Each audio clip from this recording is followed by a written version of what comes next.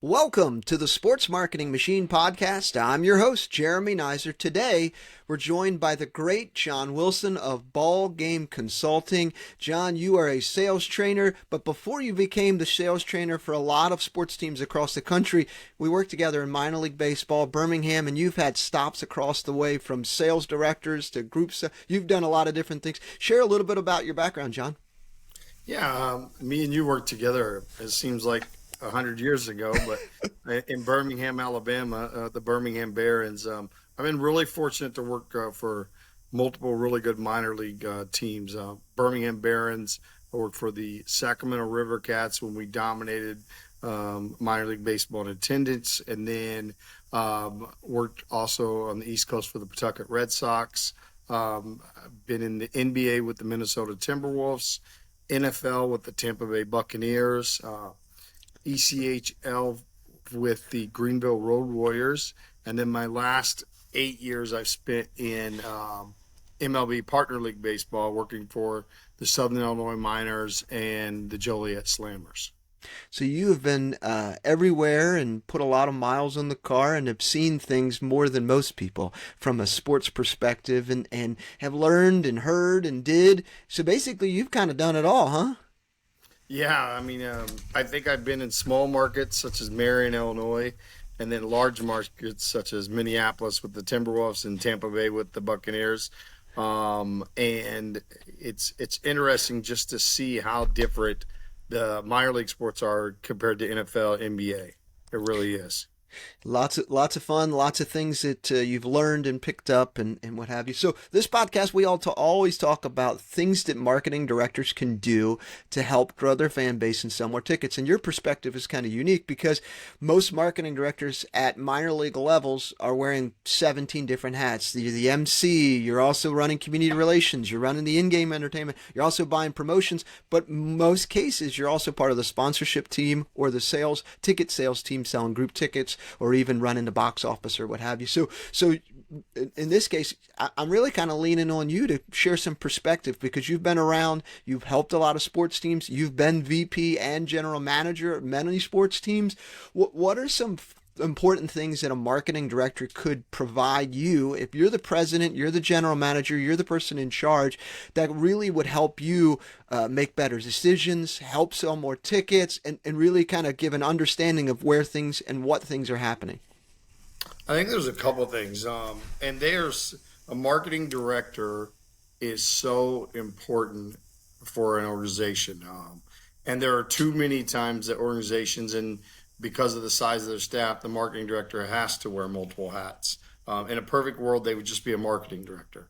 But usually in minor league sports, that's not the case. But I mean, number one is just develop an overall plan to promote the team. Have a plan, have a calendar, have a thing in season and out of season that you have a plan, a strategic plan to promote the team. And then the other thing is they need to oversee the development and the execution of that plan. Sometimes a lot of the plans get developed, but they don't get executed or they don't oversee it. They pass it off to an intern. They pass it off to a sales rep. They need to be the one that oversees and executes the plan.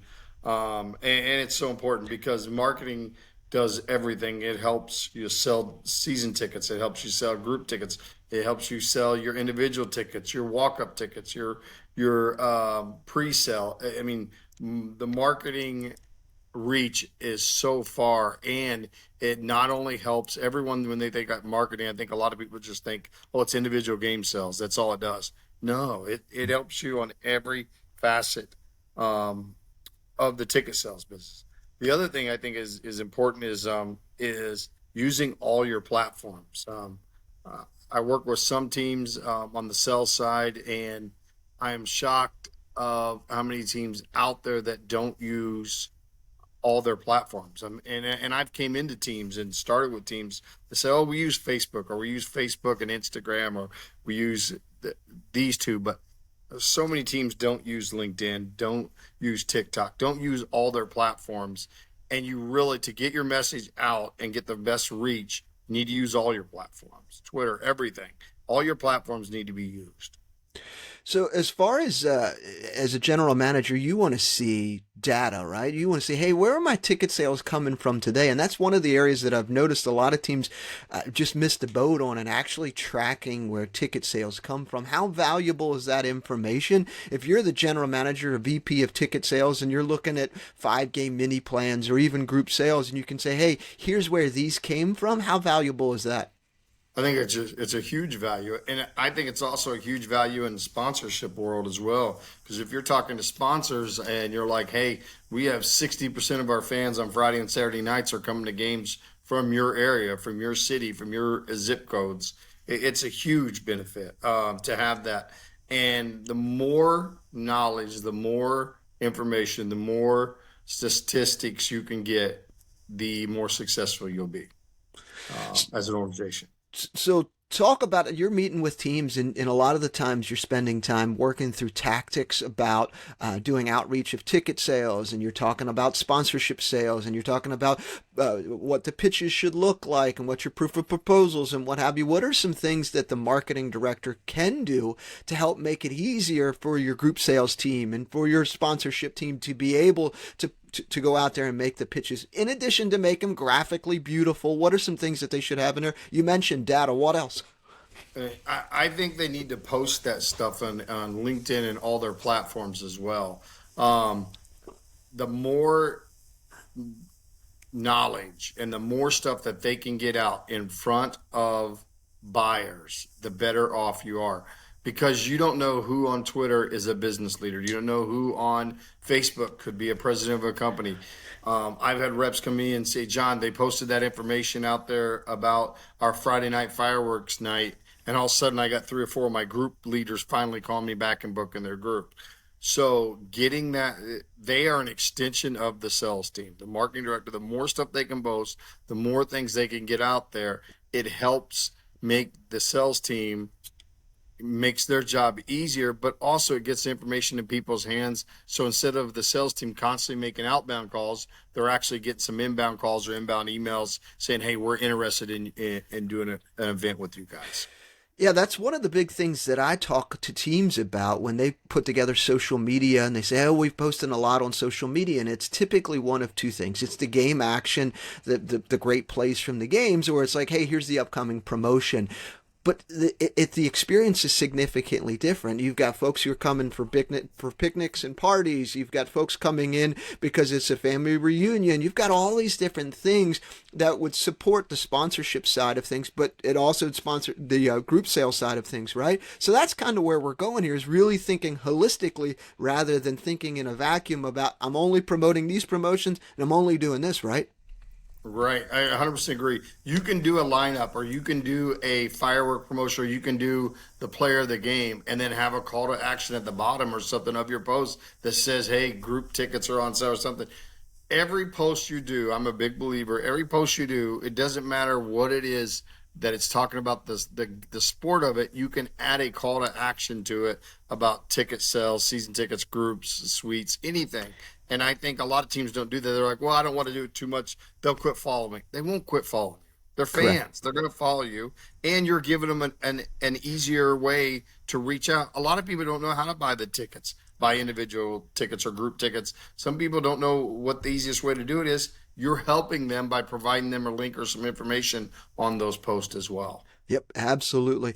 One of the other roles for the marketing director is to support the sponsorship side on crafting those proof of performances. These are the end of the year recaps for your sponsors. What are some things that you like to see in there, and that you go out and as you're telling and working with these teams, hey, make sure you include these things because this will increase the value and provide a better perspective of what happened. What are some things that you like to see in there? Well, I know I get to look at a lot of proof of performances, and a lot of people just do attendance or they do how many followers, and that's not. You need to get them as much information about impressions on your website, monthly, yearly impressions. There are so many impressions things, so many statistic things for Facebook, Instagram, Twitter. You need all of those numbers. The more numbers you have, the more value that sponsorship is for the client. For example, I had a former team that we had a ton of traffic by our stadium a day. And they were like, well, I don't think we should put that in there, and I was like, yes, you want that in there. 100%. Yep. We have 9,000 cars a day driving by our stadium. That's an important piece of knowledge for our sponsors and for potential new sponsors. So the proof performances, the more impressions, the more statistics, the more numbers you can get them, the better you're going to be. It adds more value to your proof performance besides just your attendance numbers. People want everything, and I think that's important. Absolutely. Couldn't agree more. You're working with sales teams across the country. So let's talk a little bit about what you do, and then we can kind of dive into how this relates to marketing directors. So you're working with teams on training their sales team. Is it mostly sponsorship? Is it mostly group sales? What is it? It's a combination of both. I would say it's 50-50. I work with um, approximately 12 teams, 12 to 15 teams right now, where I'm doing sales training for their staff, and working with them on ticket sales, sponsorship sales, and then working with them through the sales process, making the meeting, face-to-face meetings, and then closing, how to close the sale, how to ask for referrals. So really taking them through the whole sales cycle. And I think the two things that makes me a little bit different than other sales probably training, all sales training is good. Hmm. I know when we were in Birmingham, literally, I before I was in Birmingham, I did a internship in Wilmington, North Carolina, and I think they gave me a phone book and said start selling. Yeah, that was it. They And just so gave us phone books. phone book and start selling. And I knew for me, I was just going to have to outwork people. I Hmm. am trying to help teams that don't have the sales budget to do a sales training budget. So I'm not only doing affordable, but I think the two things that have made me stand out as far as one, I'm relatable because I can talk to the younger people and the older people and say, I did what you did last August for the last 20 years. I haven't been out of sales for 10 years. I was selling last year. And I think that shows them, okay, he's done this stuff and he was doing it last year. And it makes me more relevant to them. The second thing is, in my sales training, I don't come in for a day or two and do the sales training and then just say, oh, bye, good luck. I hope you do everything. 90 days after the sales training's over, the GM, the owner, the president can call me and reach out to me and say, hey, John, I have a rep that's struggling in one of the aspects. Can we set some time aside and can you reach out to them and talk to them and let's work them through this? Or they'll say, hey, my best sales rep just left me. We hired a new person. Can you get on the phone with them or get on a video call with them? And for 90 days, I'll do that at no cost. I want to make sure that everyone has the tools, so they can be successful. And the other thing is, I'm affordable where some of the smaller market teams and smaller staff teams, if you have a staff of 3, 5, 6, 7, in the past you couldn't afford sales training. Now they can say, okay, I can afford it. I can, he is affordable enough where I can have a sale, make one sale, and we paid for our sales training. So I think that's where I think it's been the difference. And I've been fortunate to work with some great organizations that taught me a lot over my 20 years in sports. And now I want to pass it on to the new people in sports. Yeah, and I think that's such a great thing for guys like us who have started by literally taking out the phone book and going, okay, I'm calling L's through K's today, or whatever the letters that are, and you're just working your through it, and then working all the way to the point of getting internet and then sending emails and pounding the phone calls, being able to go back and help people. I think that says a lot about the experience that you have, but a lot about the character of in the individual type person that you are, right, John? Yeah, I mean, I just think that it's so like talking to the young kids that are just now getting in sports and talking with them, they're so appreciative. They're like, man, they want to make more calls now because they feel more comfortable. They're like, I've had multiple kids from multiple teams call me or email me the week after the training and say, I was in the office at 7:30 making my calls because I felt more comfortable. I knew what I was doing. I knew how to ask for the sale. I knew how to ask for the appointment. And to me, that's what it's all about. They're going to be more productive when they're more comfortable. And that's the number one reason they don't make calls or don't make the emails and stuff and do the contacts because they don't feel comfortable. They're scared of someone telling them no. But after the training, they feel comfortable that, hey, I might get some no's, but I'm going to get a lot less no's, and I'm going to be more prepared so I can overcome an objection and make the sale. Yeah, confidence is such a huge thing, specifically with young sales reps, and confidence sometimes comes from having some sort of success. So if you can give them some couple quick wins right out of the gate, they're more inclined to pick up the phone call and Right. just start making phone calls, right? Definitely. I mean, as soon as a rep gets his first sale, I think it takes the pressure off of them. They start feeling more comfortable. Um, and I tell all the sales reps this in the training. I can teach anyone how to sell if you're willing to learn. I can't teach you the work ethic. You have to have the work ethic to put the time in, to make the calls, to get the face-to-face appointments. And if you do the two things, you'll be successful. And I think most of them get it. Most of them do it. So it's been good so far with them picking it up. So I don't remember if you remember this or not, so I'm throwing you a fastball here, but in Birmingham, there was a process after we made a sales call, or after you made a sale, right? You'd have to fill out the contract, you do all those different things. Then it was like you did this, this, this, and get back on the phone because you are hot. Like they put that in like a checklist or something. You remember that? Yes, I do. Yeah. I think did we have a call log sheet that we Something wrote like that. down? Uh-huh. Yeah, what companies and stuff we had reached out to. I think we did. And that's we were talking about this. The two of the things that teams do, I think, right now that are so affordable that they can do them that they don't do to be more successful in sales. One, bring someone in for sales training, especially if you have a new staff, a young staff, even if you have an older staff. Sales training for anybody is good, and you're always going to take something out of it. Even if you're the most experienced salesperson, you're going to take a 2 or 3 new things out. The second thing is make sure you have a CRM. I mean, you should got to have a CRM with the turnover in sports and how many like organizations run through people and they're taking them the next job in sports, or they're leaving sports, or you're adding staff, or you're losing staff. You got to have a CRM. You got to know where your employees left off on that last contact with that either client or prospect. And I think those are the two biggest takeaways I've learned so far that teams have to be successful in sales to reach your full potential. You got to have a CRM. I have a CRM. You probably have a CRM. Mm-hmm. Everybody that I work with has a CRM, and it's so important to be able to give great customer service and to make sure you don't lose a huge prospect because you didn't follow up with them. Yep, 100%. So I'm going to bend your ear on this one here, but two like uncommon places to find group sales leads or sponsorship leads. And so now I'm going to test you a little bit. What are some places that folks don't typically look to find group sales leads or sponsorship leads? I think this kind of gives you folks an idea of, hey, here's how John works a little bit in addition to the training, but he also gives you some opportunities to find more group sales and find more sponsorship. So fire away.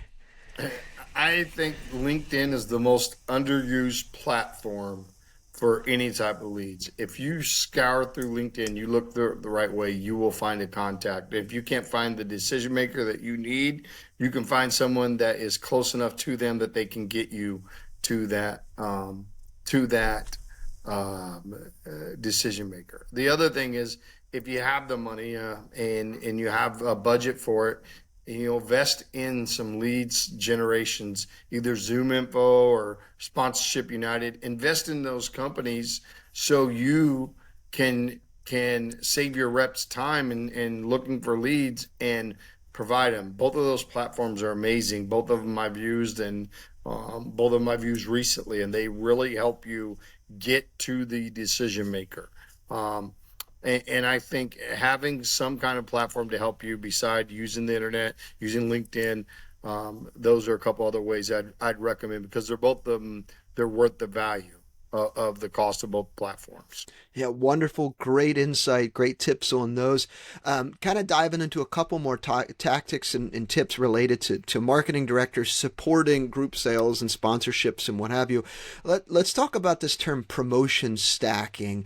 Essentially, what this means is there's no silver bullet to sell out a game. You're having fireworks is great, but you also have to do X, Y, and Z. What does that look like from a GM's perspective? Like, okay, how are we going to get there? Do we have to have 7 things? What does that look like? And oftentimes it's not necessarily a giveaway and a fireworks, or a giveaway and what it is. What are some things that you could kind of stack together to help get closer to that sellout night that you've seen that worked out really well, specifically from a group sales side? Um, I think on a group sales of stacking is a great idea. I mean, you can do fireworks with a great promotion, like doing fireworks with it's a princess night, and you got princesses all over taking pictures. And then say you're going to do a giveaway item that's geared toward kids that day. It's a giveaway bag, a princess bag.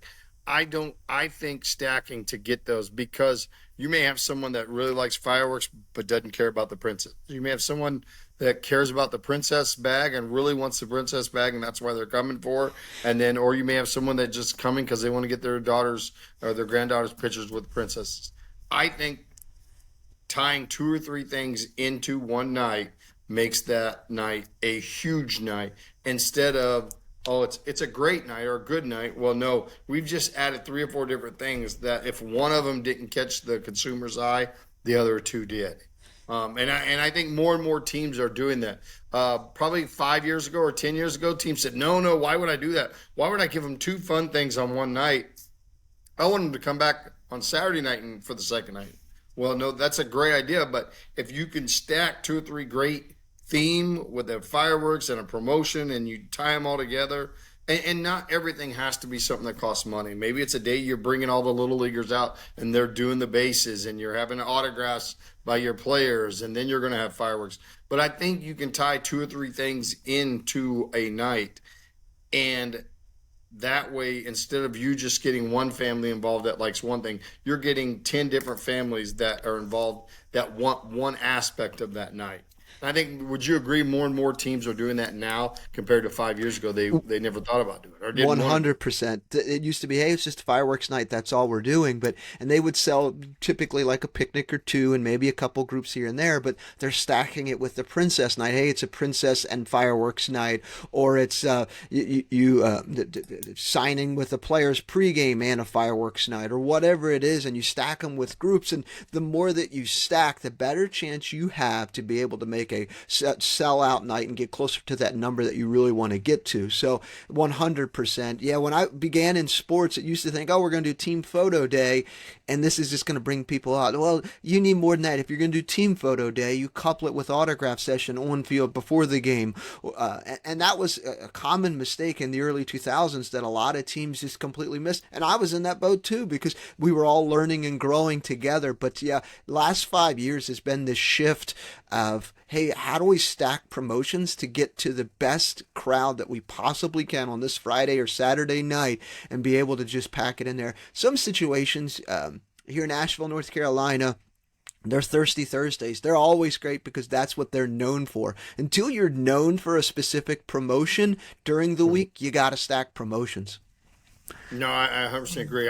There was a team in Illinois, Southern Illinois, a few years ago that we stacked, and they did a great job. They did their first responders night, and then they tied it in with a military appreciation night, and then they had veterans on the field, and they just made the night more than just about it being a military appreciation or a veterans night. They had interactive things. They just made it a big night by stacking different things, and it was a huge night. I think they gave out flags, and they just did a great job of just making it an experience, but adding so many different elements and promotions to that night that they got so many different types of companies and groups to come out to watch the night. And I think it was huge for them. Is that part of your sales training when you sit down with teams? You not only help them with making sales calls and overcoming objections, but it's also part of planning a little bit, right? Yeah, it is planning. It's, planning on how many staff they should have, what roles they should be in. Should they just be salespeople? Should they be salespeople, operations, and marketing, or should they wear 3 or 4 hats? Some promotional things. What good promotional things have worked. I think I can remember a time in Birmingham, and I remember we did it one year, our first year there. I don't know if you remember used car night. Oh yeah, used car night was the best. Yeah, they gave away a car every inning, in between Mm-hmm. innings, and And things like that. I mean, those are the type of things that just stand out where fans and companies in Birmingham, we had some promotions that I knew as soon as the promotional Mm-hmm. calendar came up, I knew what groups were going to call me because they wanted that same night every Mm-hmm. year. They wanted that promotion. They wanted that fireworks show with the act that came in the zoo. Superstars. Yep, the The superstars. superstars. They Uh-huh. wanted superstars in the firework night. They wanted that night, and they were Mm-hmm. going to come. And every year we booked that, they wanted. They would tell me, "Hey, as soon as that promotion counter comes, we want that night." And that's what you want. You want these Mm-hmm. groups that are used to coming out on those big nights that they really enjoy. So when your promotional calendar comes out, you can say, "Okay, boom, boom, boom. I can lock these dates in." That's when you know that you've got a good promotional night and you're doing the right things because as soon as that calendar comes out, you're booking those dates. Yeah, that's such a great point, and I remember those days in Birmingham where we, come December, almost every single picnic area for the fireworks games were already sold out. So we literally were already had a thousand attendance on the books because we'd already sold those areas, and it was December, 5 months before the season even started. So those were great, but that's 100% great planning as you start to build the brand around. Hey, this is what should you expect, and then following up and getting people to book on those types of nights. So hey, if you like coming out to fireworks and superstars, I'll call you immediately when we schedule it. So next year we can get you on the books and get you scheduled. And a lot of folks are just like, "Yep, count us in," and that just makes it easier. It sure does from the group sales Yeah. perspective and the sponsorship across the board. It's easy for everyone. Yeah, and you were it's the same way in Sacramento. You Uh-huh. you guys played out with us in Sacramento. We knew that when our schedule come out, if you didn't book your club area or your rooftop or your areas immediately, that like when that calendar came out, your Friday, Saturdays, and Sundays and Thursdays for a group area or barbecue area were gone. They Mm-hmm. were going to be sold out. They were going to be out. So yeah, having that demand is huge, and the promotions and marketing, everything that the marketing and the promotions do ties that in to make that a special night, but also gets the client more involved, so they want to purchase those nights and come back every year. Absolutely. Let's talk a little bit more about your sales training. If someone was interested in kind of working with you, what is your pitch? You talked about that you were in the same seat of them a year and a half ago. You were making sales calls, and then also you have a lot more of some after the training. You have 90 days that you're helping, and you really want to see people successful. Anything else on your sales training that might be important to share with our listeners? Yeah, I think it's all about relationship building, and it's so important relationship building, face to face appointments. I think some of the sports teams got out of doing the face to face appointments because during COVID time we didn't go on any face to face appointments. We did everything by email. We did everything by either Google Calendar Meet. I think it's so important to build a relationship face to face and going on those meetings, going to their office, having them come to your stadium, and some people say, "Oh, that's old school selling," but it's really not. It's about building relationships. And if you build a relationship with a client and you provide great customer service, you're the last thing they're going to cut. They're going to come back every single year and do groups and do events and stuff with you. And that's where I think my sales training has helped so much with people getting the appointments and building that relationship with the client. I have a client at every single team that I reached out to when I was starting my company and said, "Hey, would you write a quick testimonial for me?" Every single team, I had two or three clients that, "John, I'll send that over to you today. Give me a couple days, I'll get it to you." I mean, so I still have a client in Sacramento that reaches out to me and asks me if the pricing is good for her picnic area and if they've changed it too much. So, I mean, but that's important. I mean, I haven't worked in Sacramento since 2008. So we're looking at like 15 years, but I still have a relationship with those clients. And they still reach out to me and talk to me and still send me messages on LinkedIn, send me emails. And I think that's important. Having the relationships with the clients, building that relationship, face to face appointments. You cannot, and I have to tell the story all the time. I think I'm a great salesperson. I've never sold a billboard over the phone, ever. You have to do a meeting. You have to do a face to face meeting. You have to be able to tailor and assess and take care of the client. And I think that's important for getting more and more sales reps out in the community, face to face appointments. It's key.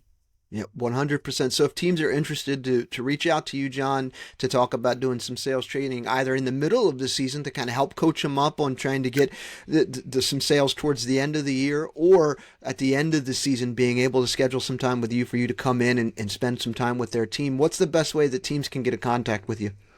They can go to my website, ballgameconsulting.com, and there's some information there. Or they can reach out call me directly at 815-704-0111. But yeah, if you go to my website, go to LinkedIn, shoot me a message, and I'd love to talk to you and see if I can help your organization. A veteran in professional sports from baseball to football to basketball across the board, and an excellent sales trainer and a great friend. John, appreciate you spending some time talking on the Sports Marketing Machine podcast. Hey, thank you, Jeremy. I appreciate you having me on today. You got it. All right. Take care. All right, I hit